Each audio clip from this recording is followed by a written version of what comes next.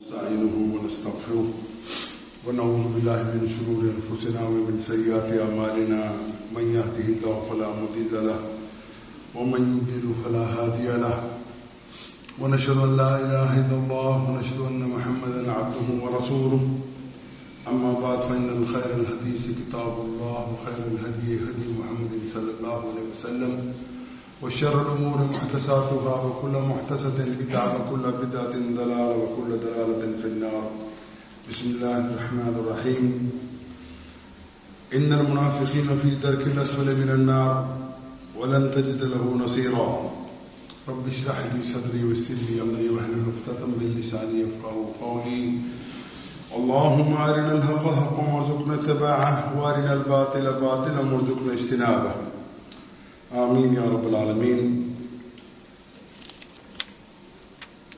اللہ سبحانہ و تعالی نے امت مسلمہ کو تمام تر ہدایات کے ساتھ مبعوث فرمایا ہے. رسول اللہ صلی اللہ علیہ وسلم نے قریش مکہ کے اندر لوگوں کو توحید کی دعوت دی، لوگوں کو شرک سے بچانے کے لیے کوشش کی. اللہ سبحانہ و تعالیٰ نے یقیناً اللہ تعالیٰ کے اس عظیم نبی رسول کی کوششوں کو برابر فرمایا اور ایک ایسی جماعت وجود میں آئی جس کی مثال آدم سے لے کر آج تک نہیں دی جا سکتی. رسول اللہ صلی اللہ علیہ وسلم کی دعوت کا محور لوگوں کے اندر ایمان کی پختگی، لوگوں کے اندر اللہ کے رسول سے محبت تھی،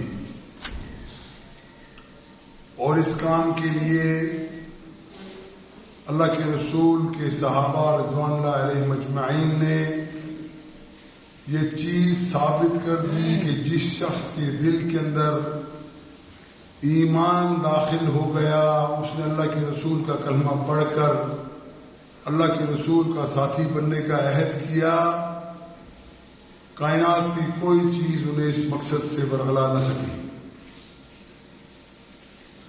یقیناً وہ لوگ اپنے زمانے کے اور اس سے گزشتہ زمانے کے اور آنے والے زمانے کے بھی بہترین لوگوں میں سے تھے، جن کی زندگی کا مقصد اللہ کی رضا تھا، جن کی زندگی کا مقصد رسول اللہ صلی اللہ علیہ وسلم کی اتباع کرنا تھا، اور اس کو انہوں نے ثابت بھی کیا. لیکن اس کے ساتھ ساتھ آپ دیکھیے تین قسم کے لوگ اللہ کے رسول کے زمانے کے اندر موجود تھے. پہلے وہ مومنین و صادقین جنہوں نے رسول اللہ صلی اللہ علیہ وسلم کے ساتھ اپنے دامن کو جوڑ لیا، اللہ کے رسول صلی اللہ علیہ وسلم کی محبت کا دم بھرا اور اس کے اوپر قائم رہے. اس کی مثال وہ صحابہ ہیں، وہ عظیم لوگ جن کی جماعت کو اللہ سبحانہ و تعالی نے اس دنیا کے اندر سرٹیفکیٹ دیا کہ یہ اللہ سے راضی ہو گئے، اللہ ان سے راضی ہو گیا. دوسرے وہ لوگ تھے جنہوں نے رسول اللہ صلی اللہ علیہ وسلم کی تکذیب کی اور انہوں نے اللہ کے رسول کی نبوت اور رسالت کو ماننے سے انکار کر دیا. ان لوگوں میں اللہ کے رسول کے قریبی رشتے دار بھی تھے، قریش مکہ بھی تھے، کچھ اور قبائل بھی تھے، لیکن سب سے بڑھ چڑھ کر جو لوگ اللہ کے رسول کی تکذیب کے اندر سب سے آگے تھے وہ یہود تھے. یہود کسی صورت میں بھی آخری نبی کو بنی اسماعیل کے اندر آنا پسند نہیں کرتے تھے. ان کا خیال یہی تھا اور اب بھی ہے کہ آخری نبی اور آخری رسول بنی اسرائیل میں سے اور اسحاق علیہ السلام کی اولاد میں سے، اسماعیل علیہ السلام کی اولاد میں سے ہوگا. اور آج بھی دنیا کے اندر یہود النصارہ کو جو شدید دشمنی مسلمانوں سے ہے اس کی وجہ ہی یہی ہے کہ وہ اب بھی اپنے مسیحا کے انتظار کے اندر ہیں، جس کو وہ کرائسٹ کہتے ہیں، جس کو وہ اپنا آخری نبی کہتے ہیں۔ ان کا خیال ہے کہ حضرت عیسیٰ علیہ السلام بزوم ان کے ابھی تک تشریف نہیں لائے، وہ جب آئیں گے آنے کے بعد صلیب کو توڑ دیں گے اور دنیا کے اندر اہل یہود کا غلغلہ ہوگا، ان کی حکومت قائم ہوگی اور پوری دنیا کے اندر گریٹر اسرائیل قائم ہوگا۔ انہوں نے اپنی چالوں کی وجہ سے عیسائیوں کو بھی ورغلا دیا۔ عیسائیوں کے اندر ایک بہت بڑا طائفہ، بہت بڑا فرقہ کیتھولک کے نام سے مشہور ہے، جس کی تعداد دنیا کے اندر عیسائیوں کی تعداد میں سب سے زیادہ ہے۔ ان کو بھی ایسا ٹریک کیا کہ ان کو اپنا ہم نوا بنا لیا، اور یہ وہی یہود ہیں جن کی کتابوں میں اب بھی لکھا ہوا ہے کہ اے عیسیٰ کے ماننے والوں، عیسائیوں، کرسچن جن کو کہلاتے ہو، تم جس نبی کو مانتے ہو، جس نبی کے بارے میں تم نے کہا کہ یہ ہمارا عیسیٰ ہے جو مریم کا بیٹا ہے، نعوذ باللہ من ذالک، نعوذ باللہ من ذالک، نعوذ باللہ من ذالک، وہ ولد الزنا تھا۔ کہنے لگے کہ مریم جس کے خامد کا کوئی پتہ نہیں ہے وہ بچہ جن لیتی ہے، تو یہ بچہ کہاں سے آیا؟ اور کیسی عجیب بات ہے کہ جس کا باپ مجہول ہے تم نے اسے نبی قرار دے دیا۔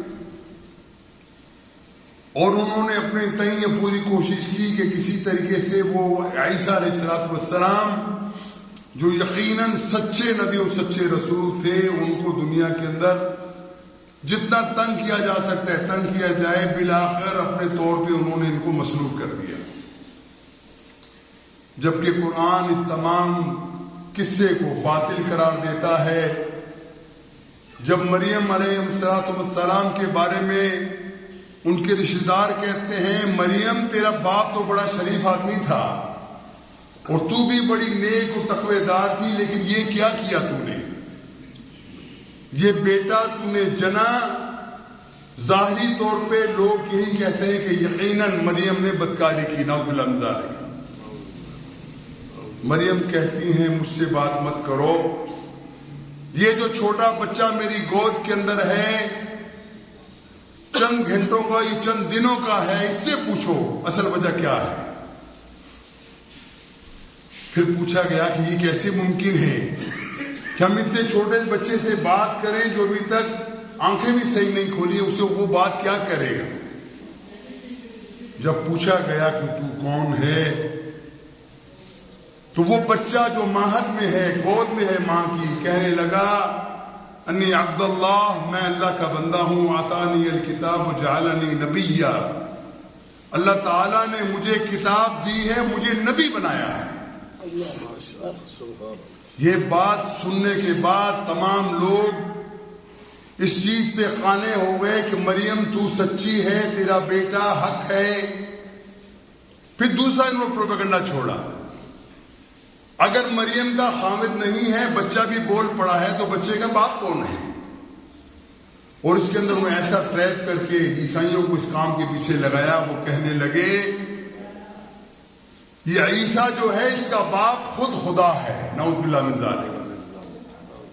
کہنے لگے یہ اللہ ہی کی نطفے سے ہے، اللہ ہی کا بیٹا ہے، جبکہ قرآن واضح طور پہ اعلان کرتا ہے بسم اللہ الرحمن الرحیم قل هو اللہ احد اللہ الصمد لم یلد ولم یولد۔ اے محمد علیہ السلام کہہ دیجئے اللہ ایک ہے، اللہ احد ہے۔ اور احد کا مطلب آپ کو معلوم ہے، عربی کے اندر کہتے ہیں کہ اللہ ایک ہے، مفہوم ادا نہیں ہوتا۔ اس کا مفہوم ادا کرنے کے لیے آپ کو عربی ہی کو جاننا پڑے گا، وہی بتلائے گی، عربی زبان آپ کو فصاحت اپنی بتائے گی کہ احد کا مطلب کیا ہے۔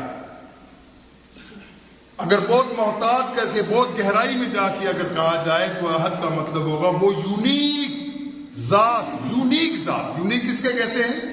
کہ جس کا کوئی اور بدل نہیں، کسی اور مثال نہیں، کوئی اس جیسا نہیں، نہ وہ کسی اور جیسا ہے.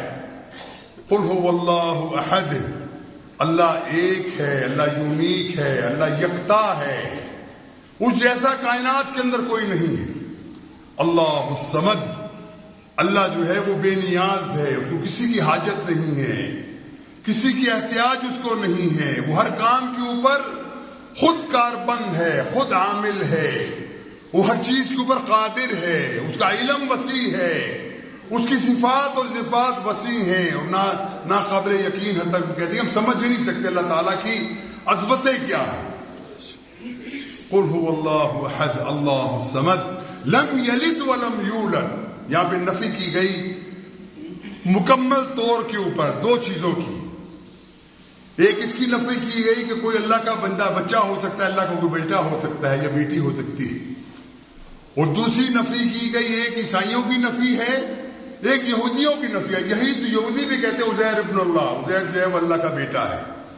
دونوں کو رد کر دیا کہ اللہ تعالیٰ وہ ہے، وہ یونیک ہستی ہے جو نہ کسی سے جنا گیا، نہ اس نے کسی کو جنا، نہ اس نے اس سے کوئی جنا گیا. یہ وہ ایسی ہستی ہے کہ تم اس کے بعد کے اوپر جو بات کرتے ہو یہ کتنی خطرناک بات ہے کہ اللہ فرماتا ہے کہ اگر ایسی بات ایسی ہے کہ لگتا ہے ایسا تکاد السماوات والارض، آسمان جو ہے وہ گر پڑے زمین کے اوپر، زمین شک ہو جائے کہ تم کیسا کلمہ لے کے آئے ہو، کتنا غلیظ کلمہ لے کے آئے ہو، اللہ کے بارے میں لے کے آئے ہو کہ اللہ نے بیٹا چلا ہے.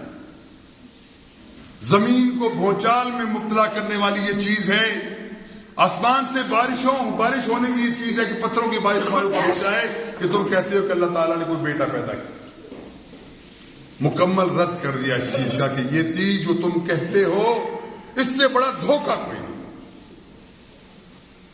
اور یاد رکھو، جیسے میں پہلے بھی کئی مرتبہ آپ ہم نے عرض پوچھا، اس وقت امت مسلمہ کے جو شاخیں ہیں، 3 شاخیں امت مسلمہ ہی ہے یہ تینوں، چاہے وہ بنی اسرائیل ہوں، توریت کو ماننے والے ہوں، ابراہیم کو ماننے والے ہوں، عیسیٰ کو ماننے والے ہوں، یہ تمام لوگ ہی مسلمین تھے، اس میں کوئی شک نہیں. اسلام آدم علیہ السلام سے شروع ہوتا ہے اور محمد علیہ السلام پر آکر کی آخری تتمہ ہے، آخری کڑی ہے، وہ محمد علیہ السلام کی ذات ہے. ہیں یہ تمام ہی مسلمین. ان کو قرآن کہتا ہے میں نے ان تمام لوگوں کو مسلمین بتعظم جماعت المسلمین، اور مسلمانوں کی جماعت کے اندر شامل ہو جاؤ، یہ تمام مسلمان ہیں. یہ علیحدہ بات ہے. اس سے پہلے امت مسلمہ کے جو مختلف شاخیں تھیں انہوں نے دین کے اندر تحریف کر دی. ابراہیم علیہ السلام کو کہا کہ امت مسلمان، وہ تھا کیا تھا؟ حنیف مسلمان. وہ بڑا یکسو ہو کر اللہ تعالیٰ کی عبادت کرنے والا تھا، اللہ کے سامنے سر جھکانے والا تھا، مسلم. ابراہیم کو مسلم کہا گیا، تمام انبیاء کو مسلمین کہا گیا. لیکن جب انہوں نے اللہ تعالیٰ کے اتارے ہوئے کلام کے میں اندر تحریف کرنا شروع کر دی، نئی باتیں بتانا شروع کر دی، شرک پھیلانا شروع کر دیا، تو ان لوگوں سے اللہ تعالیٰ نے اعلان برات کر دیا کہ یہ لوگ وہ ہیں جنہوں نے اللہ کے دین کے اندر تحریف کی. یہ لوگ وہ ہیں جنہوں نے اللہ تعالیٰ کے اتارے ہوئے کلام جو صحف ابراہیمی بھی ہے، جو توریت بھی ہے، زبور بھی ہے، انجیل بھی ہے، اس کے اندر تحریف کرے اپنی مرضی کے معنی اس کے اندر بنا لیے. حضرات یہ وہ بنیادی چیز ہے جو فرق ہے. اور یاد رکھو تینوں امت مسلمہ کے گروہ جو تھے تینوں کسی نہ کسی کے انتظار کے اندر ہیں. سب سے پہلے عیسائی ہیں، وہ انتظار کے اندر ہیں کہ عیسیٰ کو مار دیا گیا، عیسیٰ کو مصلوب کر دیا گیا. اور آپ کو معلوم ہے کہ عیسائیوں کا سب سے بڑا شعار کیا ہے؟ وہ صلیب ہے، وہ کراس جو بنا کے رکھتے ہیں یہ لوگ، جس کو چومتے بھی ہیں، جس کو گلے میں بھی ڈالتے ہیں، اور جس کے بارے میں ہمیشہ اپنے سینے پہ ایسے نشان بھی بناتے ہیں کہ عیسیٰ کو مصلوب کر دیا گیا، قتل کر دیا گیا. ہم اس کی یاد مناتے ہیں. اور عیسیٰ وہ ہیں جنہوں نے قربانی دی، مصلوب ہو گئے، قتل ہو گئے اور ہمارے گناہوں کا کفارہ کر دیا. اب بھی آپ کو معلوم کہ عیسائی جب ہر سنڈے کو جاتے ہیں اپنی پریئرز کے لیے، ان کی عبادت ہے، اس کے لیے وہ جاتے ہیں، وہ جا کے وہ کیا کہتے ہیں، ان کا نظریہ کیا ہے، ان کا عقیدہ کیا ہے کہ پادری کے سامنے جا کے کھڑے ہو جاؤ، گزشتہ کیے گئے 1 ہفتے کے گناہوں کا اعتراف سچے دل سے کر لو، اور پادری سرٹیفکیٹ دے گا کہ تمہیں معاف کر دیا، تم نے اعتراف کر لیا. اور کس کے لیے معاف کیا؟ عیسیٰ کے نام سے معاف کیا. ہم کہتے ہیں کہ اللہ تعالیٰ میں بخش دے لوجہ اللہ، اللہ تعالیٰ تو اپنی ہمت سے ہمیں بخش دے، اپنی طاقت سے ہمیں بخش دے، اپنی قدرت سے ہم بخش دے. اللہ تعالیٰ سے ہم دعا مانگتے ہیں، لیکن وہ کہتے ہیں نہیں، عیسیٰ کی وجہ سے ہمیں بخشا گیا ہے، عیسیٰ کی وجہ سے ہمارے گناہوں کی اللہ تعالیٰ ہمیں معافی دے دی. تو جا کے یہی کہتے ہیں. اب وہ حضرت عیسیٰ علیہ السلام کے ماننے والے عیسائی عیسائی جو دنیا کے اندر موجود ہیں، ان کے دیکھیے جیسے مختلف فرقے مسلمانوں کے اندر بھی ہیں، عیسائیوں کے اندر بھی کم از کم 12 سے 15 فرقے اس وقت موجود و معروف ہیں. جو سب سے بڑی تعداد کیتھولکس کی ہے، اس کے بعد پروٹیسٹنٹ ہیں. پروٹیسٹنٹ یوں سمجھ لیجیے کہ جیسے مسلمانوں کے اندر کوئی فنڈامنٹلسٹ مسلمان ہوتا ہے، بنیاد پرست مسلمان ہوتا ہے، اپنے آپ کو اللہ اور اللہ کے رسول سے باہر نکالنا کفر سمجھتا ہے. وہ سمجھتا ہے کہ ہمیں اللہ کے رسول کے علاوہ کہیں بھی جائیں گے تو گمراہ ہو جائیں گے. پروٹیسٹنٹ بالکل تقریباً ایسے ہی ہیں. آرتھوڈاکس ہیں، ایونجلسٹ ہیں، جنہوں نے اپنی زندگی کو وقف کیا ہوتا ہے کہ ہم نے ساری زندگی نہ شادی کرنی ہے، نہ گھر گرہستیاں کرنا ہے، نہ کاروبار کرنا ہے، نہ کمانے کیوں کرنا ہے، نہ بچے پالنے ہیں، بکیڑوں میں نہیں پلنا. ہم نے صرف اپنے رب کو راضی کرنا ہے. اور ہم قربانی دیتے ہیں، جیسے عیسیٰ علیہ السلام کے بارے میں آیا کہ انہوں نے قربانیاں دی، ساری زندگی اپنی وقف کر دی، دنیا کے معاملوں سے اپنے آپ کو علیحدہ رکھ کے رکھا. ہم عیسیٰ کے راستے پہ چل کے ایونجلسٹ بنتے ہیں، اور ان کے اندر خواتین جو ہیں وہ ننز بنتی ہیں. ننز یعنی ان کی خواتین جو عیسائیت کی جو مبلغات ہیں وہ ننز کہلاتی ہیں، اور وہ کبھی شادی نہیں کرتی. یہ علیحدہ بات ہے ان کے کیا گمراہیاں پیدا ہوئی، کیونکہ یہ تمام چیزیں انسانی فطرت کے خلاف ہیں.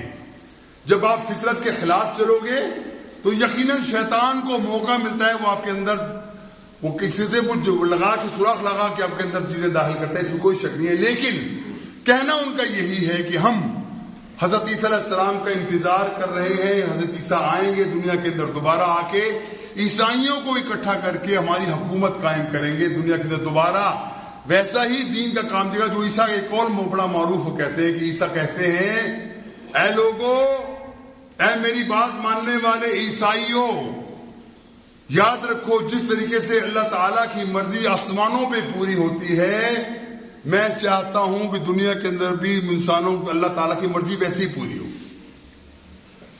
اور کیا کہا؟ اس حد تک دیکھیے یہ فرق ہے اسلام کا اور اس لوگوں کا. اسلام کے اندر رہبانیت نہیں ہے. رہبانیت کیا ہے؟ تاریخ الدنیا نہیں ہے.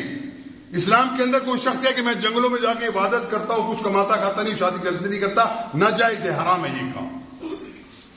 آپ کو یقیناً وہ حدیث یاد آ گئی، اس کے اندر رسول اکرم صلی اللہ علیہ وسلم کے پاس 3 لوگ تشریف لاتے ہیں. وہ کہتے ہیں کہ یا رسول اللہ، آپ تو عظیم ہیں، بخشے ہوئے ہیں، آپ تو گناہوں سے بھی پاک ہیں، آپ نے کوئی غلطی بھی آپ سے نہیں صادر ہونی. ہم غریب مسکین ہیں، ہم سے غلطیاں بھی ہوتی ہیں، گناہ گار بھی ہیں، شیطان کے ورغلاوے میں بھی ہم آ جاتے ہیں. تو ہم نے 3 بندوں نے ایک فیصلہ کیا ہے. ایک نے کہا کہ میں نے یہ فیصلہ کیا ہے کہ میں ساری زندگی شادی نہیں کروں. دوسرے نے کہا میں نے یہ فیصلہ کیا ہے کہ میں ساری زندگی روزے رکھوں گا، افطار نہیں کروں. تیسرے نے کہا کہ میں اللہ کے راستے میں نکل جاؤں گا، جہاد کے لیے نکل جاؤں گا، ساری زندگی جہاد میں گزار دوں گا، واپس مڑ کے نہیں آؤں گا، اللہ ہم سے راضی ہو جائے. اب دیکھیے اللہ وجہ کیا ہے تینوں کاموں کی، کہ اللہ ہم سے راضی ہو جائے، ہمیں گناہوں سے پاک کر دے. رسول اللہ صلی اللہ علیہ وسلم کو یہ بات پتہ چلتی ہے، ان کو تینوں کو بلواتے ہیں اور سرزنش کرتے ہیں، ڈانٹتے ہیں ان کو. تم یہ کیسے کہتے ہو کہ ساری زندگی عبادت کرنا ہے؟ کیسے کہتے ہو کہ میں نے شادی شروع سے نہیں کرنی، گھر والوں کو نہیں پالنا، بچوں کو معاملہ بکھیڑا میں نہیں لینا؟ اور کیسے کہتے ہو کہ میں نے ساری زندگی جہاد کے اندر کرنا ہے؟ میں تمہارے درمیان موجود ہوں، میری بیویاں بھی ہیں، میرے بچے بھی ہیں، میں رات کو اٹھ کے نماز بھی پڑھتا ہوں، اللہ کے سامنے گڑگڑاتا بھی ہوں، سوتا بھی ہوں، میں اللہ کے راستے کے اندر جہاد کرنے کے لیے بھی سب وقت تیار ہوتا ہوں. یہ تمام چیزیں میری زندگی کا حصہ ہے، صرف یہی میری زندگی نہیں. تو یہ فرق ہے عیسائیت اور مسلمانوں کے اندر. عیسائیت کے اندر سب کچھ چھوڑ دو، دنیا چھوڑ دو، ان کی تمام بھلائیاں چھوڑ دو، کاروبار چھوڑ دو، بچے چھوڑ دو، اور اپنے آپ کو لے کے آ جاؤ کہ اللہ کو راضی کرنا ہے تم نے. کرسچینٹی کا ایک بڑا معاملہ جو بڑا اب تک چل رہا ہے. اور وہ کہتے ہیں کہ ہمارا آخر زمانے کے اندر عیسیٰ علیہ السلام آئیں گے وہ آ کے دوبارہ مسلمانوں کو ختم کریں گے, یہودیوں کو ختم کریں گے, جن لوگوں نے عیسیٰ کے اوپر الزام لگائے ان کو قتل کریں گے, اور اس کے بعد پوری دنیا کے اندر عیسائیت کا غلغلہ ہوگا. پہلی بات تو یہ سمجھ لیجیے. دوسرا طائفہ جو بہت قلیل تعداد کے اندر ہے لیکن انتہائی خطرناک ہے, ان کی فتنہ پردازیوں کا اندازہ آپ نہیں لگا سکتے کہ یہود کس شاطر قوم کا نام ہے. یہ کس طرح سے شیطان کے پکے یہ بچے ہیں, کس طریقے سے شیطان ان کا پکا ان کا استاد ہے, اس کے اوپر چلتے ہیں, اور دنیا کے اندر ہمیشہ مسلمانوں کے خلاف ہو, عیسائیوں کے خلاف ہو, انسانیت کے خلاف ہو, یہودی آپ کو سب سے پہلے نظر آئے گا. جب ہی اللہ کے رسول صلی اللہ علیہ وسلم کی پیشن گوئی کے مطابق ان کے اوپر 3 مرتبہ عذاب کے کوڑے برسے پوری دنیا کے اندر, اور اگر خدا نخواستہ ایسا نہ ہوا ہوتا, یہودی اب کوئی پوری دنیا کے اندر 50 لاکھ ہوں گے, زیادہ سمجھے 1 کروڑ ہوں گے بندے نفے پوری دنیا کے اندر. پوری دنیا کی آبادی کتنی ہے؟ 6 ارب سے زیادہ ہے, اور اس کے اندر یہودی کتنے ہیں؟ 50 لاکھ ہوں گے, بہت زیادہ کرو تو 1 کروڑ ہوں گے. ان 1 کروڑ نے دنیا کو کیسے اپنے آگے لگایا ہوا ہے, کس نے کسی فتنے پھیلائے ہوئے ہیں, کوئی سامنا, کوئی بندہ ان کے سامنے جھک نہیں سکتا. تو میں عرض کر رہا تھا کہ 3 دفعہ اللہ کے رسول کی پیشن گوئی کے مطابق ان کو اوپر عذاب کا کوڑا برسا ہے. پہلے بخت نصر نے ایک زمانے کے اندر, اللہ کے رسول سے بھی پہلے کی بات ہے, یہ یہودیوں کو اکٹھا کیا, لاکھوں یہودی قتل کر دیے. بخت نصر عیسائی تھا. اس کے بعد ٹائٹس رومی نے پھر یہودیوں کے اوپر غلغار کی, اور غلغار کرنے کے بعد لاکھوں یہودیوں کو قتل کر دیا. تھوڑے سے بچے, لیکن وہ پھر اتنے شیطان تھے کہ ایک دم سے پھر بڑھ کے آ گیا. تیسری مرتبہ اسی صدی کے اندر, بلکہ پچھلی صدی کو کہہ سکتے ہیں کہ 1945 کے اندر جب جنگ عظیم ہو رہی تھی, اس وقت جنگ عظیم 2 کا معاملہ ہے کہ ہٹلر نے یہودیوں کا دوبارہ وہ کیما بنایا اور کہا کہ گولی ضائع کرنا ان کے اوپر غلیظ ہے, یہ پکے شیطان ہیں, ان کے اوپر میں گولی بھی ضائع نہیں کرتا. ایسے چمبر بنائے گئے, ایک طرف سے یہودی داخل ہوتے ہیں, دوسرے سے کیما بن کے نکل آتے ہیں. وہ جو وہاں سے وہ جو مواد نکلتا ہے انسانی جسم کے ٹکڑوں کا, وہ ایسا ہوتا ہے کہ اس کو کھیتوں میں ڈال دو, زبردست قسم کا فرٹیلائزر ہوتا ہے, وہ اس سے فصلیں دے گا, جس کو ہولوکاسٹ کہا جاتا ہے, جس کے بارے میں یہودی کہتے ہیں کہ جو بندہ ہولوکاسٹ کا ذکر کرے گا وہ ہمارا سب سے بڑا دشمن ہے. اور اب تو کیونکہ یہودیوں کا معاملہ ہے, میڈیا پہ زیادہ باتیں آ رہی ہیں, اب بھی ایسے لوگ سامنے آتے ہیں جو کہتے ہیں کہ میرے ماں باپ ہولوکاسٹ کے اندر مارے گئے, ان کو بھی اس چیمبر کے اندر داخل کر کے مار دیا گیا. پھر یہ کام کیا کیا ہٹلر نے؟ ہٹلر نے چند ہزار یہودی زندہ چھوڑ دیے. اب اس سے پوچھا گیا, ہٹلر تم نے یہودیوں کو, مجھے پتا ہے کتنا پوری دنیا جانتی ہے, ان کی شیطنت سے واقف ہے, ان کی عیاریوں سے, ان کی مکاریوں سے پوری دنیا کے انسان عاجز ہیں, تو نے چند لوگ چھوڑے کیوں؟ بڑی پیاری اس نے بات کی. اس نے کہا میں نے اس لیے چھوڑے ہیں کہ کل آنے والی نسلیں یہ نہ کہیں کہ یہودی جو ہے بڑے اچھے تھے اور ہٹلر نے بڑا ظلم کیا, بڑے لوگوں کو قتل کر دیا, لاکھوں لوگ قتل کر دیے. میں نے چند چھوڑے ہیں کہ یہ تمہیں بتائیں گے کہ ہم کیا ہیں. آپ نے کبھی دیکھا ہے کہ بچھو سے کوئی دوستی کرے تو کیا ہوتا ہے؟ بچھو کیا کرتا ہے؟ آپ کو جتنا دودھ پلائیے, سانپ کو جتنا دودھ پلائیے, جب اس کا موقع ملے گا آپ کو ڈسے گا. یہودیوں کی مثال بالکل ایسی ہی ہے کہ جب ان کو موقع ملتا ہے, اور ان کا کہنا یہ ہے کہ اس دنیا کے اندر رہنے کا حق صرف پہلے یہود کو ہے, باقی تمام لوگ مملوک ہیں, ان لوگوں کو دنیا کے اندر رہنے کا حق حاصل نہیں ہے, ان کو انسانیت کے درجے پہ بھی رکھنا صحیح نہیں ہے. انسان صرف یہودی ہیں, اور دنیا کے اندر انہیں کا حق ہے وہ دنیا کے اندر آئیں, اور جس کو قتل کرنا چاہیں, جتنا قتل کرنا چاہیں, ان کو اجازت کھلی ہونی چاہیے, اور اجازت ہے. یہ علامہ اقبال نے بات کی تھی کہ پنجائے فر کی فندائے غرب کی جہاں فرہنگ کی جہاں پنجائے یہود کے اندر ہے. آپ یاد رکھو علامہ اقبال نے کب کہا تھا؟ آج سے 60 70 80 سال پہلے کہا تھا کہ یاد رکھو یہ یہودی ایسے ہیں کہ پوری دنیا انسانیت کو انہوں دبا کے رکھا ہوا ہے, کسی کو تمہارے دوست نہیں ہو سکتے. وہ بھی انتظار کے اندر ہے. کس کے انتظار کے اندر ہے؟ جو کہتے ہیں ہمارا کرائسٹ آئے گا. دیکھو عیسائی بھی حضرت عیسیٰ کے انتظار کے اندر ہے, اور یہودی بھی اس حضرت عیسیٰ کے انتظار کے اندر ہے. یہودی کیا کہتے ہیں کہ ہمارا آخری نبی کرائسٹ ہے. حضرت عیسیٰ علیہ السلام جو ہے وہ آخری ہمارے نبی ہیں. وہ آئیں گے, آنے کے بعد صلیب توڑ کے مسلمانوں کو قتل کریں گے, عیسائیوں کو قتل کریں گے. جو بندہ بھی یہودی نہیں سب کو قتل کر کے دنیا کے اندر اسرائیلیوں کی حکومت گریٹر اسرائیل کام کیا جائے گا. اور اس کے بعد دنیا کے اندر رہنے کا حق صرف ان لوگوں کو. آپ کو معلوم ہے کہ امریکہ کے اندر رہنے والے یہودیوں نے ایک دفعہ کہا تھا, غالباً کارٹر سے یہ کہا تھا کہ تم ہمیں دبانا چاہتے ہو, ہمیں سزا دینا چاہتے ہو, سمجھتے ہو کہ تم ہم پہ احسان کرتے ہو کہ ہم تمہارے ملک میں رہتے ہیں, امریکہ میں رہتے ہیں, یورپ رہتے ہیں. یاد رکھو جینے کا حق ہمیں حاصل ہے. ہم جب چاہیں تمہاری اتنی اعلیٰ شان حکومت جو تمہارے امریکن کی 200 سالہ اس کی تاریخ ہے, جب چاہیں اس کو ملیا میٹ کر سکتے ہیں, اور کر سکتے ہیں, اب بھی کر سکتے ہیں. وجہ کیا ہے کہ تمام میڈیا ان کے ہاتھوں کے اندر ہے, تمام اکنامیکل پاورز ہیں ان کے ہاتھوں کے اندر ہے. آپ کو معلوم ہے جب آج کل بڑا معاملہ چلا رہا ہے کہ ان کی یہودیوں کے پروڈکٹ کو انکار کر دو. آپ کو معلوم ہے پاکستان کے اندر اگر صرف اب یہودیوں کی 100% پروڈکٹ کو انکار کر دو تو اب پریشان ہو گئے, کھائیں کیا, پہنے کیا, اوڑھیں کیا, سب کچھ یہودیوں کا تو ہے. نیسلے اتنی بڑی کمپنی ہے, کیا 50,000 چیزیں بناتی ہے, تمام یہودیوں کی. صابن تمام یہودیوں کے ہیں. یہ کولگیٹ کا جتنا آپ کے پاس ملتا ہے ٹوتھ پیسٹ وغیرہ تمام یہودیوں کے. کیا چیز ہے جو یہودیوں کی نہیں ہے؟ نیسلے ان کا ہے, ہر چیز ان کی ہے. آپ ان کے اوپر جائیں گے کیسے؟ ایسا پنجہ گھیرا پوری دنیا کے اندر کہ کوئی ہل نہیں سکتا, کوئی ان کے مقابلہ کر نہیں سکتا.